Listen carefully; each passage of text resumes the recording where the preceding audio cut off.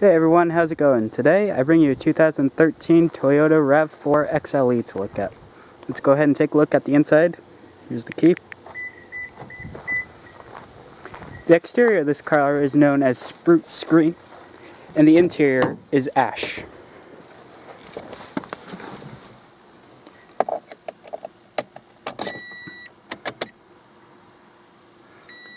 This car has 8,380 miles on it.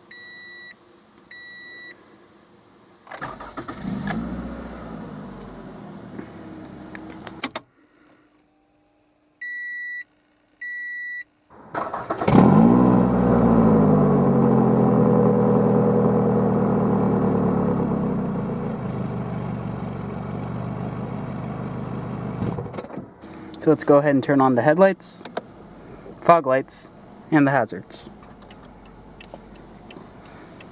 Driver's side window is fully automatic. Let's take a look at the outside, shall we?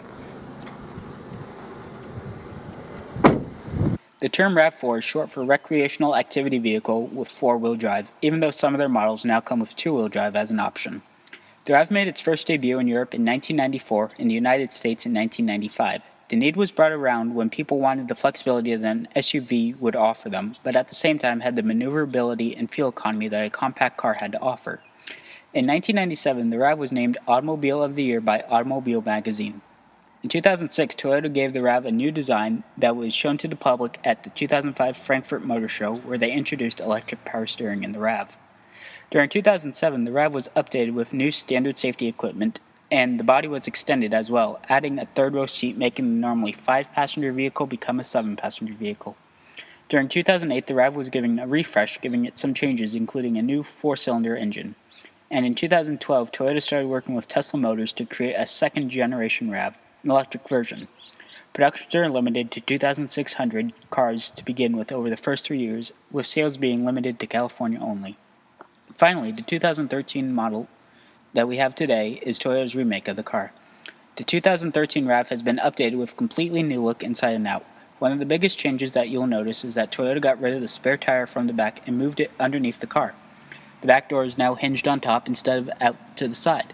Toyota has also redone the shape of the car, giving it a more meaner stance when coming down the road. The RAV's bubbly look has gone and has been replaced with sharper corners and more aggressive stance, and that third row option has been removed, making the 2013 model once again a 5-passenger vehicle. Some of the safety features the RAV has to offer are side impact door beams, collapsible steering column, front energy absorbing crumple zone, energy immobilizer, and Toyota Care are all standard features for all models of the RAV. Toyota has also made standard across all models of the RAV a driver knee airbag, front passenger seat cushion airbag, driver and front passenger seat mounted side airbag, as well as front and second row roll sensing side curtain airbags. Now let's go ahead and take a look at what's under the hood.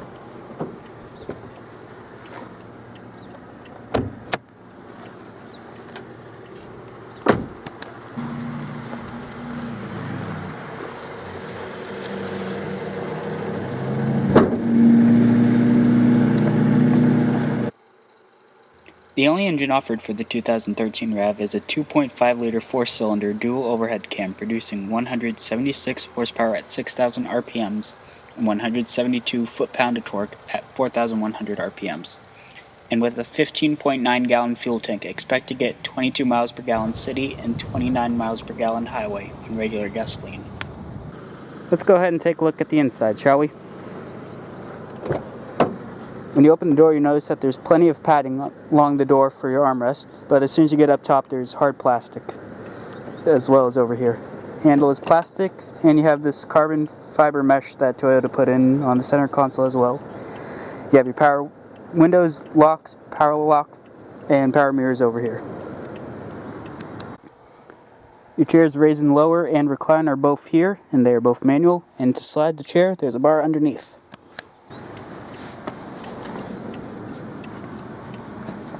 Go ahead and turn off the lights.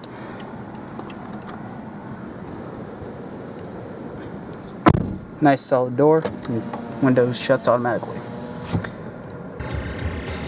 On the steering wheel, you notice that we have volume up and down controls, as well as tuning up and down and syncing channels. We have a hold for your mute, and also modes changing between XM, AM, satellite, CD, auxiliary, and then a back button if the application allows it.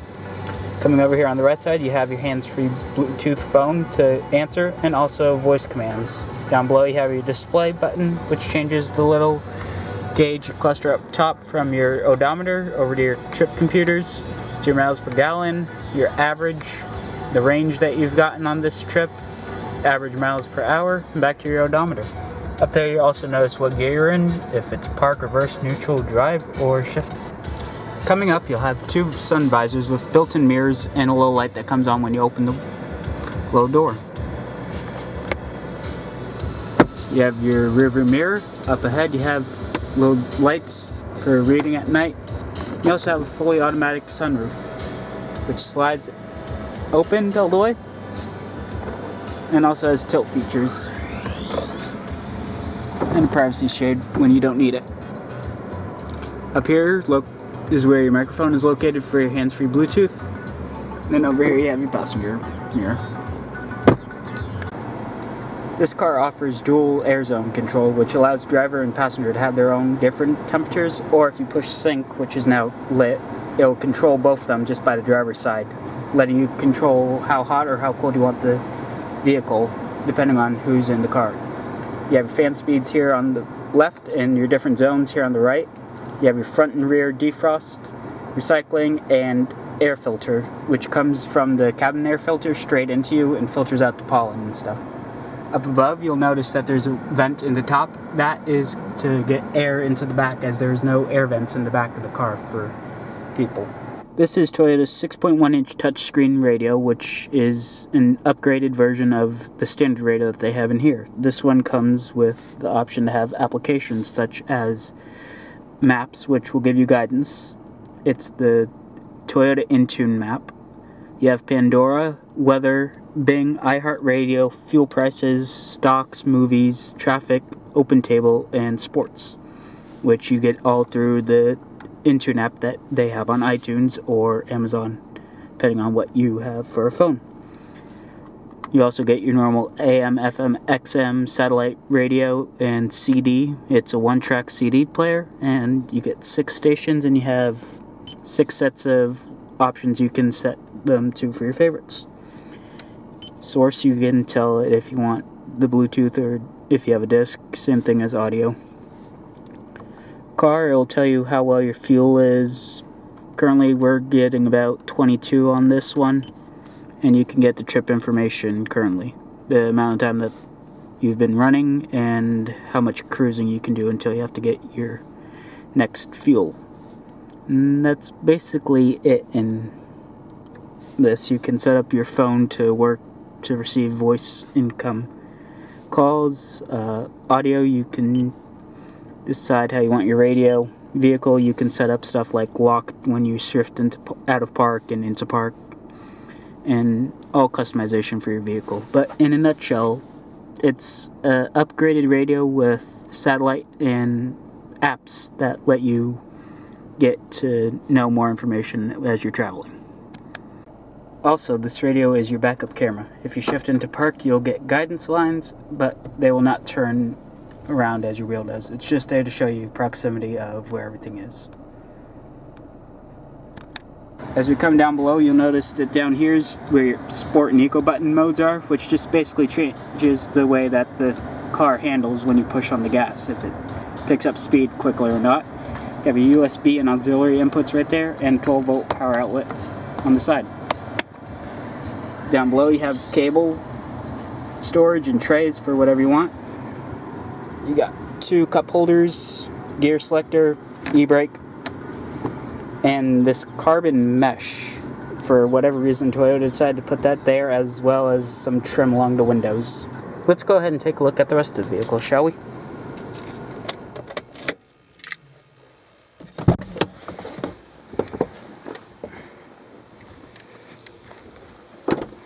As we get into the back, you'll notice that the door is treated the exact same, with the padding for the arm as well as the fake carbon fiber around the window controls. Down below you have a little spot for your drinks. The seats in the back also have the ability to be configured how you want. For example, you can recline them or you can lay them down. To lay them down, just simply push the button on the side of the head. It'll drop down, and then just reach down and grab the lever and lift up. The seat will fall forward and it will store flat Same as the other one. And to bring it back up, you simply just grab it and lift straight up. So it will lock in place. You just lock the headrest back in and you're ready to go. As we get into the car, you'll notice that there's plenty of leg room for me. My feet are in a comfortable position and I have probably 4 inches of legroom with the seat all the way back in its track. And as we look up in the top rest, you'll notice that there are 4 oblique handles all the way around the car, helping you get in and out of the doors easier. As you notice in the back, the headliner comes up and then it comes up higher, giving you more headroom as you come into the back of the car.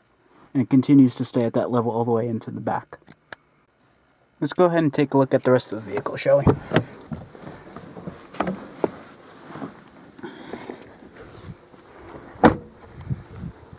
Now coming up to the back, you'll notice one big change with the RAV. There is no spare tire anymore.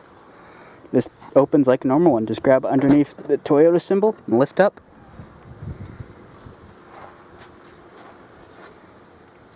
The amount of room in the back of the RAV with the back seats up is 38.4 cubic feet.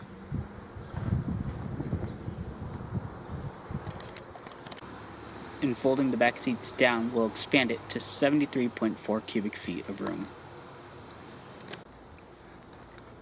Let's go ahead and continue on with the tour, shall we? Back seat on this side is exactly the same. Same door frame, same everything. There's the button that you use to recline the headrest down when you want to fold it. Coming into the passenger side of the vehicle, you will notice that the door is exactly the same as all the others, with the soft padding and then the carbon fiber up front. You do have a little storage compartment down below, which can hold some bottles if you want. In front of you, you do have a little cubby, which we just keep our sunglasses in, and down below, you have a glove box. Pretty deep. We got some junk in there. But that's about going to do it for this review. Alright, well, thanks for joining me on this review. I hope you guys enjoyed it. This has been my first time reviewing a car, so it's been fun. If you have any questions about the car, go ahead and ask me down in the comments below, and also check out Toyota's website for more information. But until next time, guys, thanks for watching, and I'll see you later. Bye.